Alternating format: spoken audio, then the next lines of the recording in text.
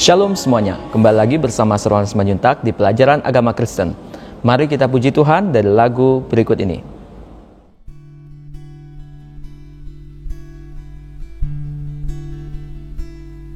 Yesus, kau kebenaran yang menyelamatkanku. Kau memberikanku hidup dan pengharapan.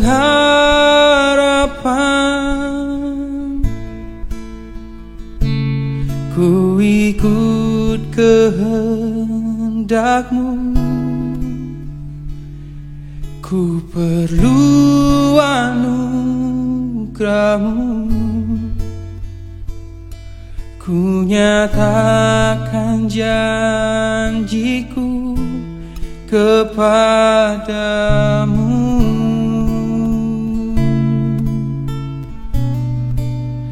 Kalau ku hidup bagimu, hatiku tetap menyembah-Mu.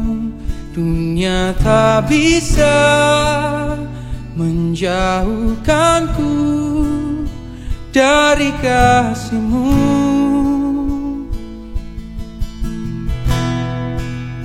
Selama ku hidup bagimu, mataku tetap memandang-Mu.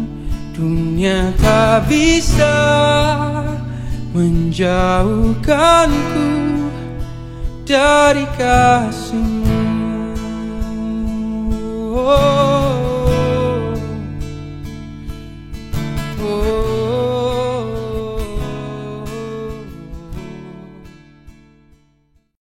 Terima kasih Tuhan untuk hari yang indah ini.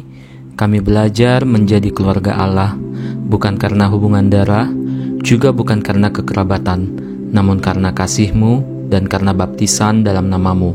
Kami diikat menjadi keluarga Allah, keluarga surgawi yang Tuhan kehendaki. Engkau sebagai pusat pertumbuhan dan perubahan menuju pada kesempurnaan ragawi dan rohani.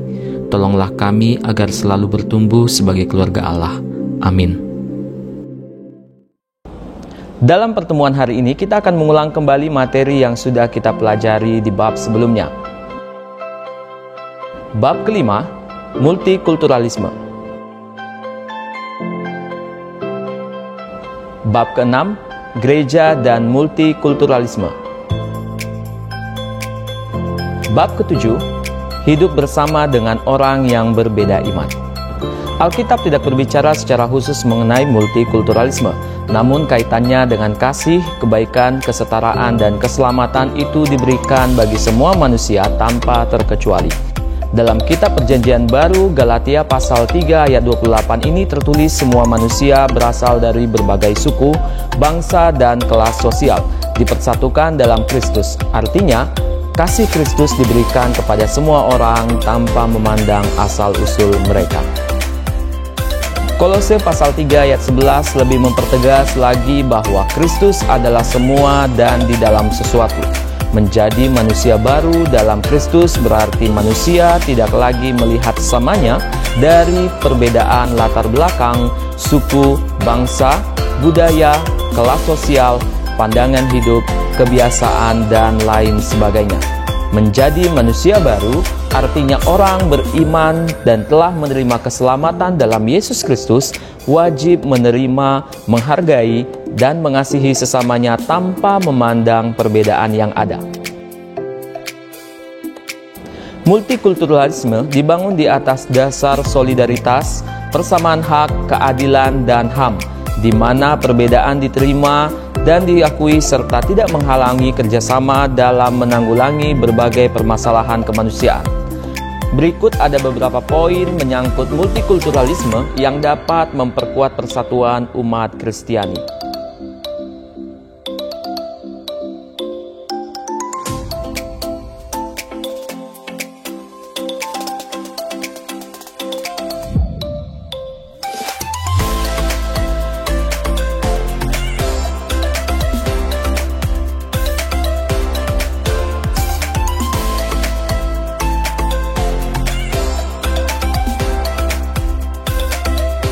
Multikulturalisme adalah anugerah Allah. Meskipun demikian, multikulturalisme dapat menjadi akar konflik dan perpecahan ketika multikulturalisme dipolitisasi.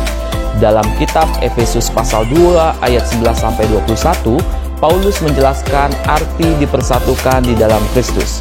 Ia memfokuskan pembahasannya pada pekerjaan penebusan, rekonsiliasi, dan merobohkan tembok-tembok pemisah antar umat. Jika kita satu di dalam Kristus, maka kita terlepas dari perbedaan suku, ras, budaya, dan status sosial ekonomi. Dalam Galatia pasal 3 ayat 26-28, Paulus mengatakan kita memiliki identitas baru melalui Kristus. Tidak ada diskriminasi di dalam Kristus. Kita semua sama di hadapan Allah.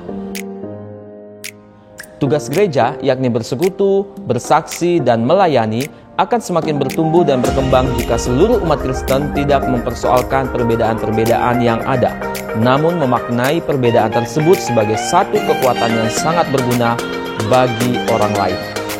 Membangun hubungan sesama kita yang berbeda keyakinan memang tidak mudah, sebab setiap agama cenderung mengajarkan bahwa agama itulah yang terbaik dan yang paling benar. Sementara semua agama lainnya salah ataupun keliru. Klaim-klaim kebenaran yang mutlak ini telah membuat orang sulit untuk menjalin hubungan yang baik dan yang akrab dengan sesamanya yang berbeda keyakinan. Mazmur pasal 133 berbicara tentang persaudaraan yang rukun.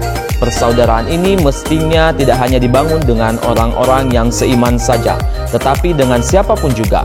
Kita terpanggil untuk saling menolong, menopang, dan bekerja bersama-sama untuk memecahkan masalah dan tantangan bangsa kita. Ada sejumlah sikap yang umumnya diambil orang ketika ia berhadapan dengan orang yang berkeyakinan lain. Yang pertama, semua agama sama saja. Sikap ini tidak menolong kita karena akibatnya kita akan kurang menghargai agama dan keyakinan kita sendiri. Yang kedua, hanya agama saya yang paling baik dan benar. Sikap seperti ini hanya akan melahirkan fanatisme belaka, dan fanatisme tidak akan menolong kita dalam menjalin hubungan dengan orang yang berkeyakinan lain. Yang ketiga, toleransi. Kata toleransi sendiri mengandung arti bertahan, siap menanggung sesuatu yang dianggap bersifat mengganggu atau menyakiti. Dengan demikian, agama lain masih dianggap sebagai gangguan ataupun ancaman. Yang keempat, menghargai agama lain. Menghargai agama lain tidak berarti lalu kita merendahkan dan meremehkan keyakinan kita sendiri, melainkan menunjukkan kesediaan kita untuk terbuka dan belajar dari siapapun juga. Bangsa Indonesia terdiri dari beraneka ragam suku, bangsa, budaya, dan agama. Semua itu merupakan kekayaan yang patut kita syukuri. Pada sisi lain, keberagaman tersebut dapat melahirkan berbagai gesekan yang pada akhirnya berubah menjadi konflik dan perpecahan. Kerukunan bukanlah sebuah konsep baru dalam kehidupan masyarakat Indonesia. Sejak zaman dahulu, gotong royong dan tolong-menolong sudah dipraktikkan dalam kehidupan bermasyarakat. Untuk mengakomodasi berbagai perbedaan suku bangsa, budaya, dan agama, para pendiri negara Indonesia telah merumuskan semboyan Bhinneka Tunggal Ika, yang artinya berbeda-beda tetapi tetap satu. Semboyan Bhinneka Tunggal Ika dipakai untuk merekat berbagai perbedaan dalam satu pelangi indah suatu kesatuan nasional sebagai bangsa Indonesia. Tetapi sekarang di dalam Kristus Yesus, kamu yang dahulu jauh sudah menjadi dekat oleh darah Kristus. Karena dialah damai sejahtera kita yang telah mempersatukan kedua pihak dan yang telah merubuhkan tembok pemisah, yaitu perseteruan. Efesus pasal 2 ayat 13-14. Demikianlah pelajaran kita hari ini. Sampai jumpa di materi selanjutnya. Shalom, Tuhan Yesus memberkati. Terima kasih Tuhan Yesus atas pelajaran hari ini. Keluargaku adalah berkat ilahi. Engkau telah menjaga keluargaku sampai kini.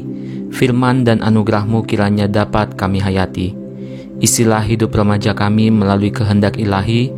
Ajarilah keluarga kami dapat saling mendukung dan mengasihi sebagaimana Engkau kehendaki. Amin.